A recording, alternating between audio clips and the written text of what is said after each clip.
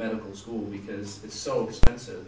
They can't, they're not gonna be able to pay it off with lower salaries. Do you know if the government in this plan doesn't have anything like that? Right. From what I read in this bill, no, there wasn't anything like that. My cousin is actually at Cal becoming a surgeon. He's in the process of it. And he was actually looking at becoming a surgeon at.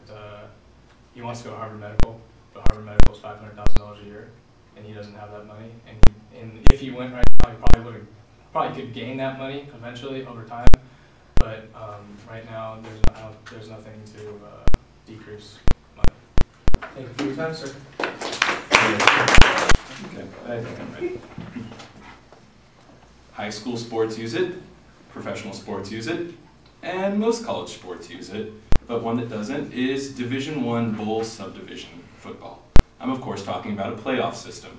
Every year there's controversy in college football surrounding the picks for the BCS title game, which takes the number 1 and number 2 ranked teams and puts them in a game to determine the champion. Rarely, however, will you see debate over, say, the Cal Poly football team not making it to such a game because they're in a system that has a playoff for the postseason. The BCS, or the Bowl Championship Series, is a flawed system that's based on money, and it hurts not only smaller conferences, but also teams that have 1 loss late in the season, or even 2 losses throughout the entire season. The top ranking teams are determined by a system that's full of holes and that's left many teams high and dry at the end of every year. BCS, like I said, makes it nearly impossible for a team to lose a game late in the season. This system, of course, wouldn't work in the NFL, because if any of you remember back to the 2007-2008 season, the New York Giants started off with a 0 wins and 2 losses record. They then went on to lose their last game of the season to the New England Patriots, who they then defeated in Super Bowl 42, becoming champions. This wouldn't have been possible in a BCS style that college football does. The same sort of situation applies to many teams in college football. One that I'd like to point out is the Trojans of University of Southern California. In 2006, a 2-point loss to Oregon State and a 4-point loss to UCLA kept them out of a national championship game, and they then went to the Rose Bowl to defeat Michigan convincingly by 2 touchdowns.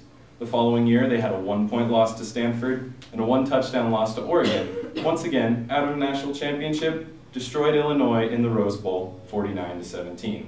Just last year, USC had arguably one of its best teams of all time. They had only 1 loss early in the season to Oregon State, but they were not put into the national championship game. They defeated Penn State in the Rose Bowl, 3rd Rose Bowl in a year. And through the entire season, USC defeated its opponents by a margin of 488 points to 117. That's quadruple the score of any opponent they faced. Now, another thing that can hurt schools when they play late in the season are conference championships. Some conferences like the Pac-10, which USC is in, merely name a champion, whereas the SEC, the Southeastern Conference, has a title game.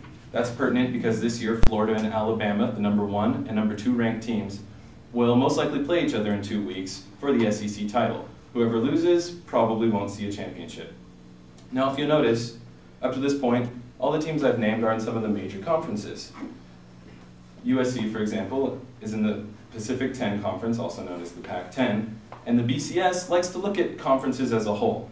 The standings are usually based on how a conference performs, and 6 conferences are always going to be assured a spot in a BCS bowl game. Because of this, I'm sure many of you have heard this song probably at some point if any of you watch college football. It's the USC fight song. They've put themselves in many bowl games and arguably deserve that right. However, many of you probably aren't so familiar with this song.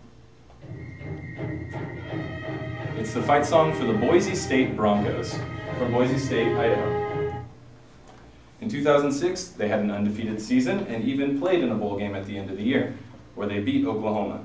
2 years later, however, when they went undefeated in the regular season, they were denied a BCS berth. Also last year, Utah went 13-0 to beat Alabama in the Sugar Bowl, yet the smaller conferences still don't get the same respect the larger ones do. It actually states in the guidelines for the BCS bowls that the smaller conferences will not get more than 1 team into a BCS bowl. That's not very good for this year because Cincinnati, Boise State, and Texas Christian University, which are ranked number 5, 6, and 4 in the nation, are all undefeated up to this point. They might get one berth into the BCS Bowls, but probably not for the national championship game. When it comes down to it, the BCS is a matter of money. You might be wondering, why is this pertinent to any sort of policy? Well, the entire reason that the BCS exists is because back in 1984, the NCAA was said to have been violating antitrust laws by the Supreme Court, and so they ended up losing their ability to hold a championship for football, even though they currently hold 88 championships for 23 sports. The BCS, when it was created, guaranteed money to the 6 top conferences. This amount of money is undisclosed, but it's definitely quite a hefty sum. All the bowl games, also if you watch television, are an example of how sports in general are quite a sellout to corporate America. You've got the Allstate Sugar Bowl, the FedEx Orange Bowl, the Tostitos Fiesta Bowl, just to name a few. Now, you might ask, what are they doing about this right now? Congress, earlier this year, introduced the College Football Act of 2009 from Texas Representative Joe Barton. It's not trying to regulate any sort of a playoff. It merely says that you can't market any sort of game as being a national championship unless it's been determined by a playoff, leaving the actual setup to be determined by the BCS or the NCAA. This bill not only has bipartisan support, but it also has the support of President Obama. The BCS favors the most elite conferences with the highest pedigrees in the nation and doesn't give a representation of the best team. If the BCS is gone, there will be fewer arguments every year over the validity of the teams that gain a national championship berth. If you care about college football, or even sportsmanship in general, then you should contact your local congressman, and you should tell them to vote yes on this College Football Act of 2009. They might be a little busy with the health care, but there's always time for everything. Thank you, sir. If any of you are interested, I know I briefly went over the guidelines for selecting the teams that go to BCS Bowls. Actually, it's all outlined right here in this 3-page document that specifically states what conferences automatically get teams into bowl games every year and everything else for choosing who plays in those games. Thank you, sir. Q&A is open. How do you propose to set up a playoff system? Like, because it selects teams for bowl games now, but would those same teams be the ones going to the playoff? Wouldn't that just be the same problem? It wouldn't be exactly the same problem. They could do something similar to what the Division I FCS, what Cal Poly's in, the football championship subdivision. They still have a ranking system. It's just at the end of the season, rather than choose number 1 and number 2 to play and be named the champion, they then take, say, the top 16 teams, and they have a playoff system, and then at the end of the playoffs, there's the game that determines the champion. But are the 16 teams determined by just their record, or are they determined by strength of schedule, things like that?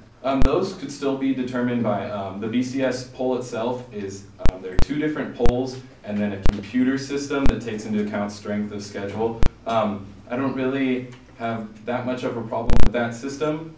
It's just that the late season losses that I talked about end up taking people from, a top 3 spot down into maybe a top 15 spot. Please. How are the BCS rankings calculated? BCS rankings calculated, like I just told Corwin, they have a coaches poll, and they have a second poll, I believe it's a media poll, and then there's also 6 different computers that average a score for each team, and then they take the average of those 6 computers, and then out of those 2 polls and the computer score, they each make up